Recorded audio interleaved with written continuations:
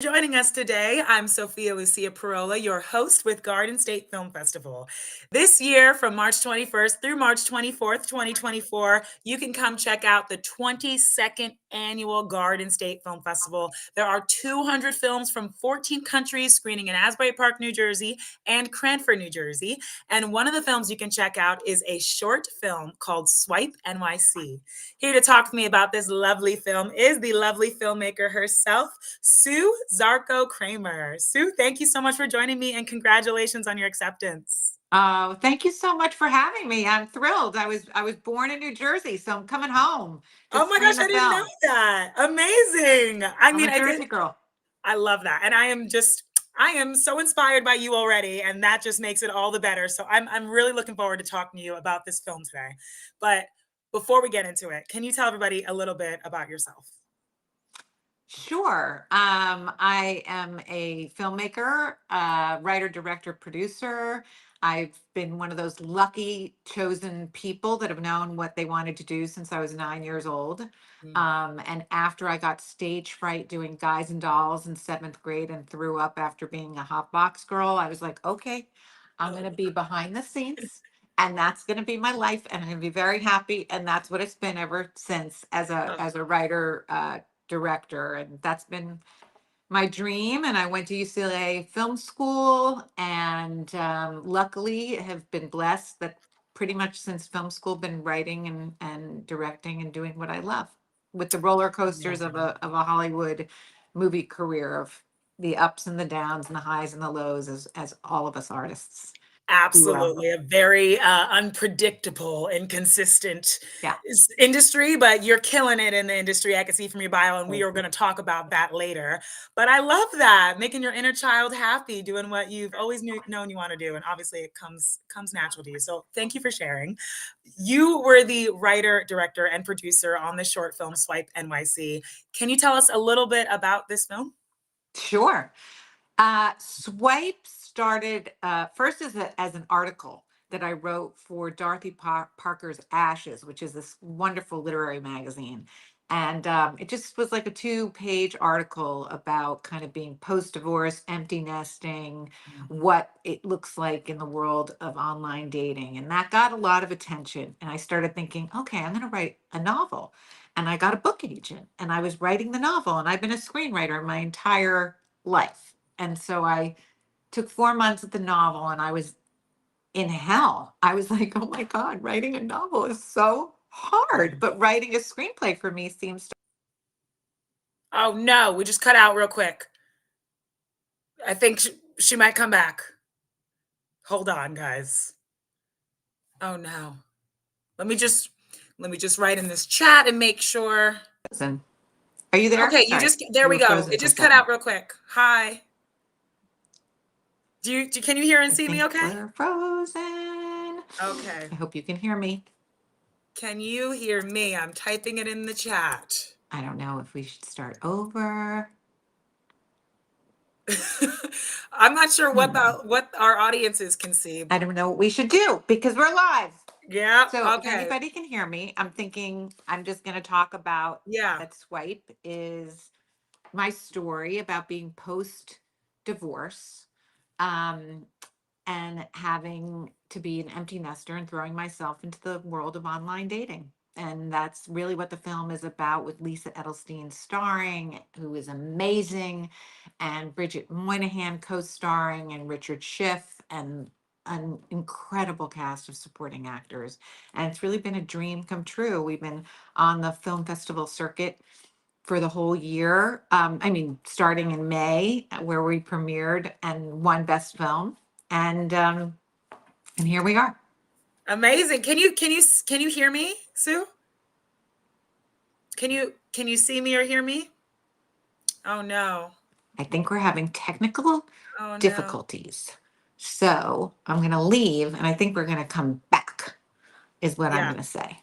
Do that. Do that. We'll be Yes. back. Promise. Okay, guys. I don't know if you can see and hear me, but I can hear and oh, thank you, Ryan. Hello. I can hear you both as a viewer. Thank you. I'm just talking to our coordinator, guys. Hey, Taylor, can you see me? Am I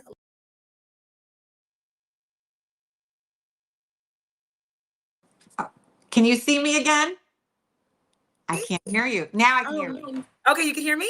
Now I can hear you. Lovely. Thank you for that. Sue, I just want to say, you're in this industry because I was hearing you and seeing you and you kept going. So thank you for that, for just remaining calm and as lovely as you are, because we got the inspiration, we got what the film's about, and we're back on track now. So Okay. thank We're you. back. Sorry, people. So sorry, guys. Thank you. I think it just makes this live interview even all the better. And we see from the chat This that is somebody's, showbiz. yeah, this is showbiz. You gotta roll with the punches.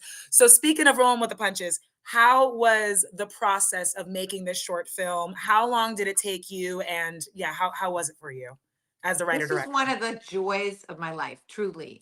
It took me 2 weeks to write, which is unheard of. Uh-huh. I gave it to Richard Schiff from the West Wing, who's an old friend first, and he read it in an hour and said when and where.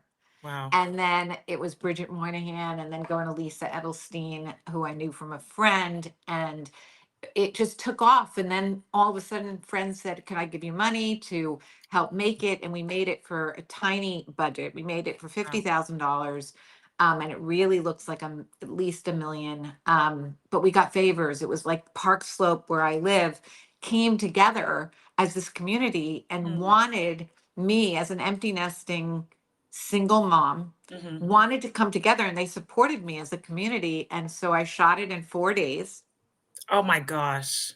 and I had the most incredible crew and the most incredible cast. And we just had the time of our lives. People were sleeping on my couch. People were on this table. I mean, I didn't even know. I would come in my bedroom and I was like, who's in my bed now? Uh, Like Lisa Edelstein would be sipping a cup of tea under the covers. And I was like, oh my God, Richard Schiff just came out of my bedroom. Everybody, like, it was unbelievable. Like, mhm. it was camp. Oh my And gosh.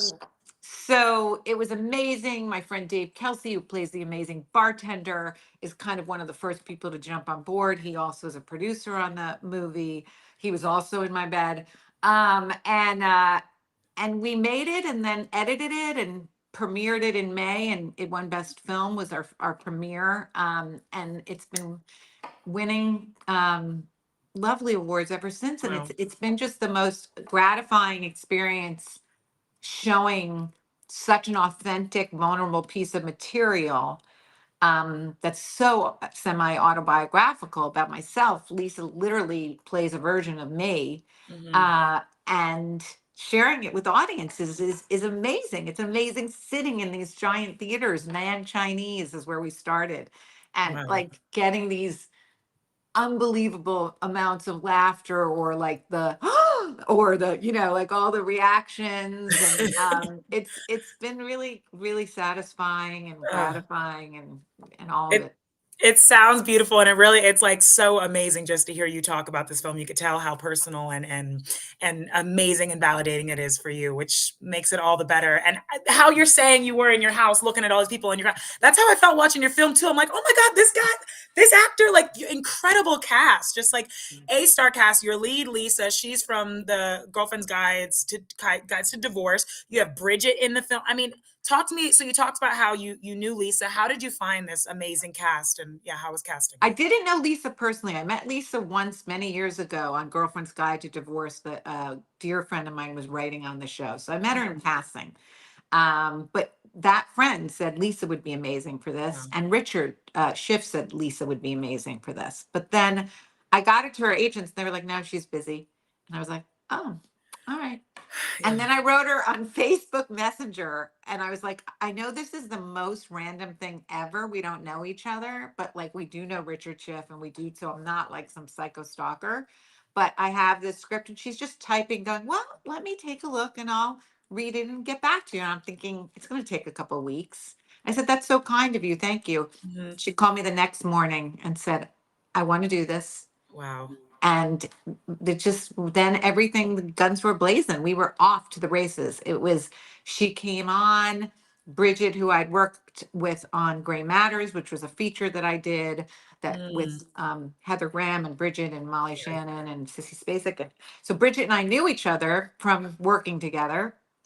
And then I went to her to play the Pilates instructor, and she said yes and wanted to come on also as a producer. And so it was just this, one of those like serendipitous mhm. moments in life where all the puzzle pieces all come together, and it just keeps coming. And that's literally this project has been that. Wow. So just so meant to be, all these doors just opening right up for you. That's beautiful to hear. And what about the crew? Have you worked with, I know that this is obviously not your first film. You have this amazing feature on Amazon, and it's on like Netflix tops 20 list, just amazing things. Have you worked with your crew before? Or these people you've collaborated with? I have not worked with my crew before, and they were spectacular. Wow. And so many, like, kind of just note to other filmmakers, a note to them is that I was interviewing all of these very high level DPs because Mhm. I knew people in the business, and from the guy who shot Girls to just really A-list DPs. And everybody was like, oh, if I could fit it in, if I could fit it in, but I'm going off to do this, I'm going off to do that. Then I was like kind of convinced on like who I was settling in on at a DP. And then Mhm. she took another job. And I really wanted this all female crew. And like that was a thing for me. And at the last minute, this like, really like I'm talking like in a horse race, this is like no chances to win. Guy comes out of the blue with no agent. And one of my producers said, I just looked at his reel. He's so talented. Why don't you just meet with him? And I was like, are you kidding? He has no agent. He hasn't really he's shot a feature or TV show. And this guy, Alex Haas, is a star and will probably win an Academy Award one day. He is a 27-year-old rock star Wow. who knew cinema as if he was 70 years old. I could name anything, and he taught me with that shot and that shot, and we could do Mhm. it this way. And he became my partner. um, my editor, we went through three editors, that one thing led to another, that people weren't available. I ended up with Connor Sullivan, who was another, like, literally no chances in the horse race. And Connor is like, I want to work with these guys for the rest of my life. Oh, I love them. I absolutely love them. Again, wanted a female editor. And it just so happened that this is what came to be. Bridget had never produced before. Dave Kelsey had not produced before, and they came on board. Cheryl Bear, who's a dear old friend, came on board. She's produced for a very long time, and I've known her forever in Hollywood. So she is somebody who I have, worked with before. mm, But it was just an incredible team, really team effort of everyone coming together. Cheryl got yeah. me my co-writer on the song. I mean, it was all just a beautiful team effort. Shout out to everyone involved. And you talked a Thank you. little about like talking to this DP and directing. What was it like directing this, especially a piece that's just so personal for you? Was it different than past works that you've directed before? And what about directing Swipe NYC was different and specific to this project? It wasn't different, I have to say. Okay. When I get onto a set, it's like a playground for me. I'm Hmm. like literally the kid in the sandbox. Like I am like so happy getting Hmm. on a set because writing is lonely. Yeah. I love writing, but it's also, it's a solo sport. Mm. So for me, it's like, oh my God, I'm around people, I'm around lights. I used to love visiting sets and going on to like the lots in Hollywood. I'd always get like, this is so great. I get like that on my own set. So it wasn't different in terms of that. So no difference in terms of directing. I'm incredibly decisive. I don't like to Mhm. do a ton of takes. Mm. I love actors. Working with actors is one of my favorite things in the world to do. To guide them, but to also give them a ton of freedom. Mm. So that wasn't different. The thing that was joyfully different Mm. was that I didn't have a studio behind me telling me that I had to get this shot or that shot or coverage, or that I had to take out any sexual innuendo. Mhm. I never had a studio executive whispering in my ear. I was in full control of my art. Mm. And that is an amazing feeling. Ugh. And talk to me about this music that you helped co-write. I mean, what is that even? What is you helped write the lyrics? I helped write the lyrics. I Wow. helped So write the how lyrics. was yeah, how was finding this artist and composing it and finding like writing the lyrics? What was have you done something like this before? I don't play an instrument, which I wish I did. And it's like my thing. Like that's something I always wanted to do. Um, I got turned on by Cheryl Bear, one of my producers. we kept looking for this song and we couldn't find it. And then we kept looking for composers and we couldn't find like what was great with the film. And then she introduced me to Tamsin, who is this performer and a songwriter. And she works very much on many projects with a co-writer named Dylan. And she introduced me to Tamsin and Dylan, and they said, let me, you know, get a crack at this song that you want to be like the score of your whole movie. And so they did about like 3, 4 different cracks. And I was Mhm. like, wow, you guys are so talented, but it's just so far off. And they're so talented. And so I was like, huh. And they said, well, should we try one more time? I said, sure. And they tried one more time and it just wasn't it. And every time I'd be going to like acupuncture, putting in my earphones as I came out from acupuncture, hoping like, is this going to be it? Mhm. It wasn't it. And then I decided one day, you know what? I'm going to call them and realize that I've written so much poetry about this journey, Mhm. about the journey of getting divorced, of thinking that you're going to live a life a certain way and feeling lost. Mhm. And that's the name of the title track is Lost. And I had written many poems about losing my compass and Mhm. that it was just I didn't know north or south. I didn't know where I was going. And so I started writing these as lyrics, and I said, how about if I give you guys lyrics and maybe together we can do this together? And I was thinking this is the most random way of working, but who knows? And so I didn't really have much faith, to be honest, that it was going to work. And then I did the same thing coming out of acupuncture, put my earphones on, and I was like, huh. All of a sudden I heard it and I stopped in front of Haagen-Dazs and I sat on the bench. I didn't get ice cream. I sat at the bench and tears were rolling down Oh. my face. And I was like, this is the song. This is the feeling. This is lost. Mm. This is what she feels. This is what this character's heartbeat is. And that was it. And Yeah. it went on Spotify and got 100,000 hits the first week. Um, so yeah, Yeah. it's been that really one of those crazy Wow. stories. This is, I mean, I could talk to you all night, which I won't. We're already over time, but I really want to ask you 2 more questions. The Sure. first is, as we talked about, this is not your first rodeo. You have feature films. You worked for like Nickelodeon. I've dropped my paper, but you have an extensive bio, guys. Read up on this woman. She's phenomenal and just super inspiring. What have you learned in your career thus far? I know it's a lot, but what would you say is like the most important thing that really just contributed to your success as a writer and as an artist? I'd say one word, perseverance. Mm, I love that. Just don't give up, right? Because art is hard and Mhm. it's also subjective. Mhm. And it's also who you know in certain places, and it's also timing. And for instance, Gray Matters, which is my feature on Amazon, came out worldwide. And at the time, didn't get a giant audience. It came out theatrically worldwide. It came out in like Mhm. 30 countries Mm. and now has this massive following on Amazon because it's a gay love story. And back then, it was before its time.